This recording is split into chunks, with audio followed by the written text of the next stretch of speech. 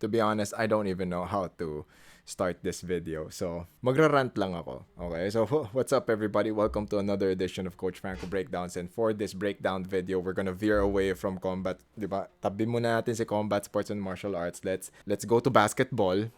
I've played basketball my entire adult life. It's a huge part of who I am, and whenever I can, I still do my best to play the game. Pero syempre, 'di ba? But I am a long time fan of basketball. I love the basketball culture. I am part of the basketball community. For me to hear Indonesia defeated the Philippines in the SEA Games basketball division, I was shocked. Akala ko it was a big joke. I really thought it was a big joke. And then I saw some tweets, I saw people post about it, so I had to check it to verify. And then totoo nga, as a member of the basketball loving community of this country, I was shocked, I was disappointed, I was sad. I mean, real talk lang tayo dito. We had this coming. But for the longest time, 'di ba? When it comes to Southeast Asian basketball, diba, the Philippines dominated the scene. As in, we've dominated this for probably more or less 15 years. If I'm wrong, put it in the comment section kung ilan. Pero, diba, when you talk about the SEA Games and basketball, it's in the bag. Diba? Alam mo na kagad, it's in the bag. Alam na natin, tayo yan. Kahit sino padala natin dyan, alam natin, kakayanin natin yan. But that apparently bred to a huge level of complacency, to a point wherein our Southeast Asian countries have caught up and they've developed their own programs. They got better. When I last checked, parang we had a difficult time with Vietnam, and now wala, talo tayo sa Indonesia, 4 points.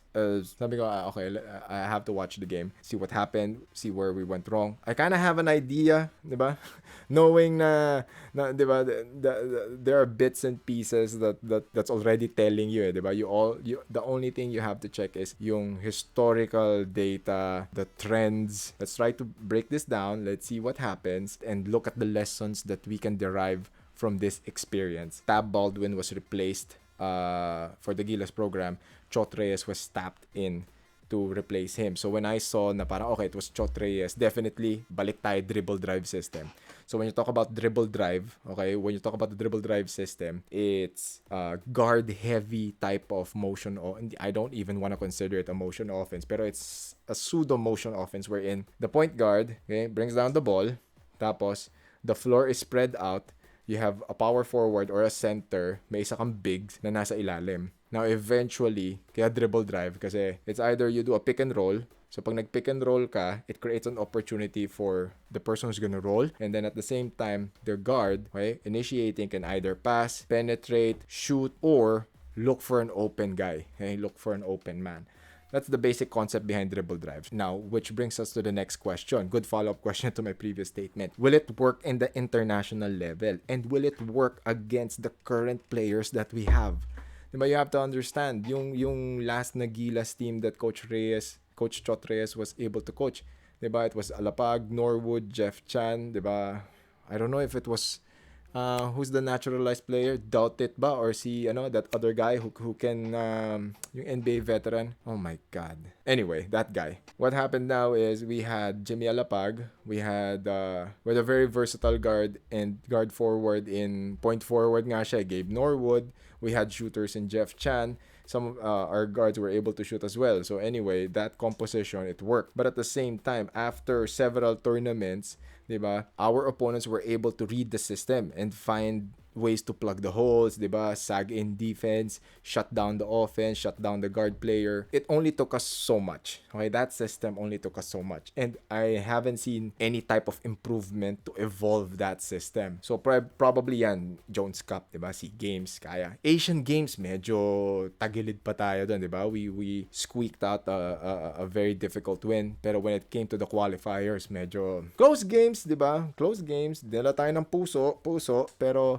when it comes to international play, I don't think that it's a very effective system. Depende na lang din siguro kung sino nagko-coach. Depende na rin kung sino yung mga players. But when you talk about the international type of play kasi, a lot of the motion offense, motion defense is all about ball movement. When you talk about international play, it's synchronization. System muna bago players.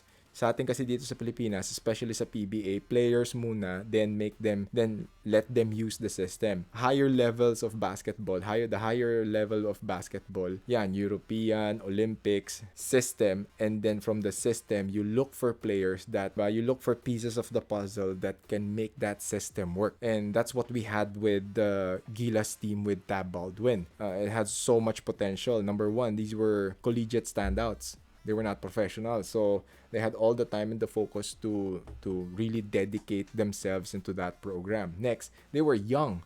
Like the core of that group was like, I don't know, 20 plus years old. Again, if I'm talking shit here, diba, put it in the comment section so that medyo tumama naman yung mga information natin. And more importantly, they played together. They had the time to practice together, build chemistry, build camaraderie. So that translates to how they play inside the court. Ito yun, they were producing results. They were winning international tournaments. So, hindi ko maintindihan ba't hindi natin tinuloy yun. Nakakadismaya. Let's go to the game. Diba? This is one of those highlight videos you'll see online. Let's see what happened and what can we do in order to make the program better. I hope I get the names right. Yung iba naman dito kasi when you look at the lineup, they're pretty much even. Diba? Medyo size and height. Diba? So again, dribble drive. Pasok tayo doon. That was 30 Ravenna. He created his own shot. Indonesia, by the way, ang national training program head nila is Raiko Toroman. And Raiko Toroman's very, very familiar with the players and the systems here in the Philippines. So I think this is Kib Montalvo or Kiefer Ravenna. Again, Kiefer Ravenna, top of the key. Pick and roll. After pick and roll, nag-drive siya. Another thing that I saw during this entire series was the limited rotation. Parang Coach Chot Reyes stuck to a few players. The problem with that format is yung ganitong kadikit na series wherein you play games probably every other day. By the end of the tournament, diba, your players are gonna be tired. Fatigue will settle in. And that's very, very bad. That's why you have a 12-man rotation. You have 12 players at your disposal, diba? That was Matthew Wright. He created his own shot. Bank shot, pasok. So again, guard heavy tayo. So far, early on in the first quarter, ayan, at the end of the first quarter, anong score? I think lamang yung Indonesia dito. Ayan, tama, 18-14. Most of the points came from the guards. So here we are again. Another pick for Kiefer. Kiefer, top of the key, jump shot. Pasok. The problem with the dribble drive as well, after the pick and roll, limited touches. Kumbaga, limited touches. Only 2 players. The most 3 lang ang maghahawak ng bola. Versus, if you watch Indonesia, if you watch European League players, ang daming humahawak ng bola bago tumira. I mean, ball rotation is very, very crucial. So ito, Indonesia, double high pick, ikot yung guardia, kick out, merong libreng 3-pointer. Diba? That's what international play is all about.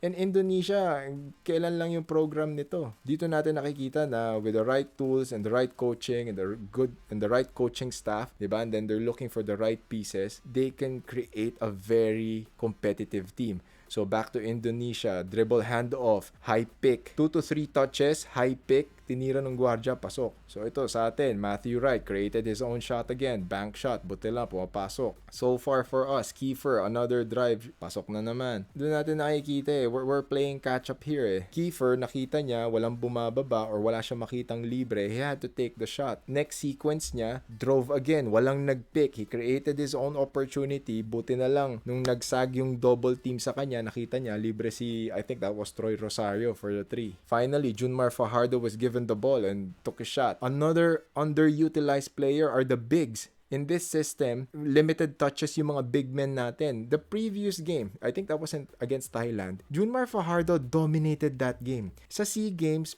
players like si Junmar, kakainin niyang buhay lahat ng mga players dito. I don't understand why they're not feeding the ball sa kanya. Dito mo makikita, by the third quarter, fatigue is slowly settling in. Di ba?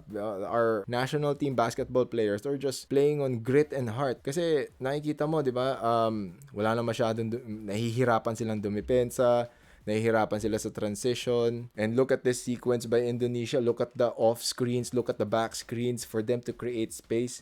And then they found the open guy. 3-point shot.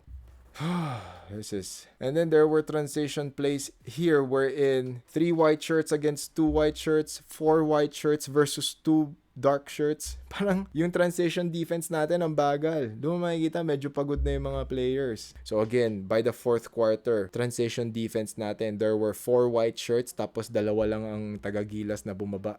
Grabe, this was a very, very close game. You can see the difference Indonesia was playing with more intensity. They were playing with more aggression. They really, really wanted to win this game. What can we do from here? The lessons here. Number 1 is coaching. When you talk about coaching, it's not just the coach. Okay? Coach Chot Reyes is not a bad coach. Pero he's also a person. He's also an individual who has, in my personal opinion, who has so much on his plate. Di ba?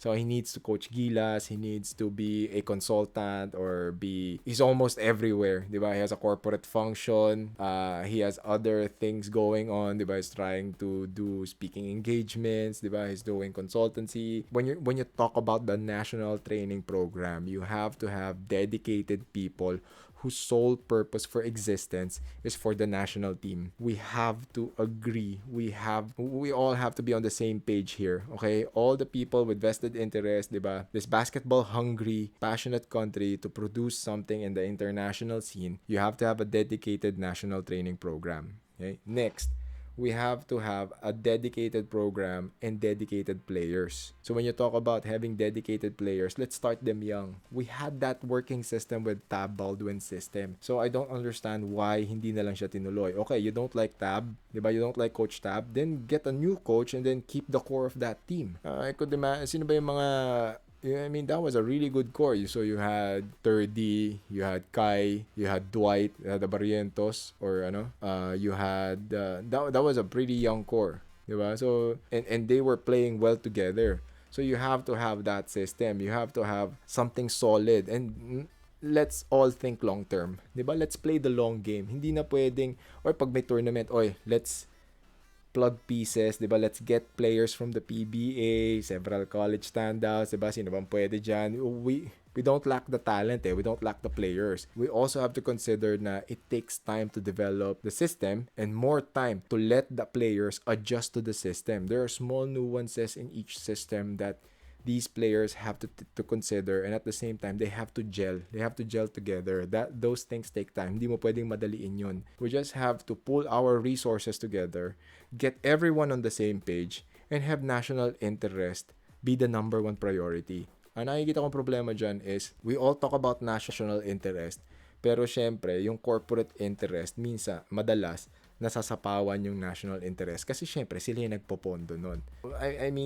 These are internal things, di ba? Medyo internal politics na lang yan. Pero hopefully, we really have to get our shit together kasi we're gonna keep doing this. Para siyang it's a good reflection of how we live our lives as a nation. Not just in politics, in governance, in leadership. We are all for band-aid solutions. Puro tayo band-aid solutions when prevention is always better than cure. You owe it to the fans. You owe it to the people in this country. You owe it to the people that support you, diba? To create a national team that is highly competitive and that we can be proud of. One thing that I learned through the years playing sports, not just in basketball but definitely in combat sports, is sports is modern day warfare. Whether you believe me or not, it's modern day warfare. It's where we gauge our capabilities against our neighboring countries. If you don't believe me, then look at the training programs of the USA, China, Russia.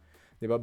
Bakit ganun na lang sila magpondo ng national training programs nila? They know the significance of winning international competitions. Dali natin dito sa Pilipinas, 'di ba? Best example na lang, wag na tayong lumayo. Manny Pacquiao. If Manny Pacquiao fights, 'di ba?